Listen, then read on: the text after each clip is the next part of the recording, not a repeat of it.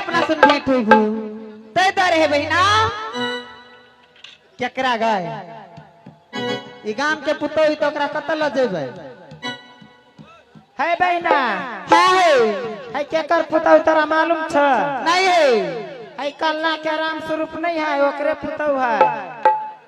आई है तो कौन जात है पासमान है पासमान अगर तू संधवा है हाँ राम स्वरूप पासमान आ गई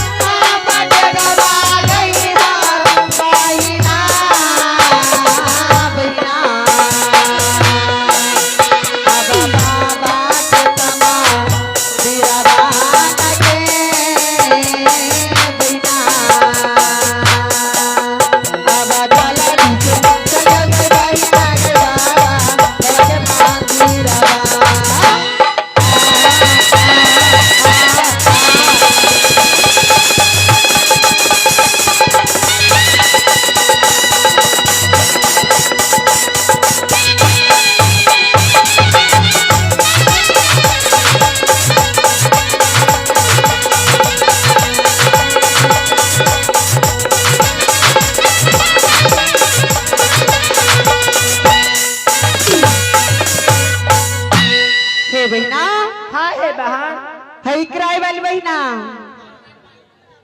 है जेब नहीं जेब तो बाबा के फाटक बंद हो जाते है बहिना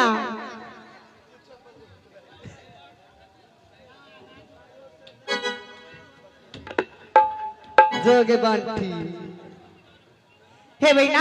हाय बहन जेब कि नहीं बहिना तो हाय हाय आप कला नहीं जाए तो नहीं जेबा तो क्या हमार तरकारी भी कहते बाबा हमरा घर चल अइते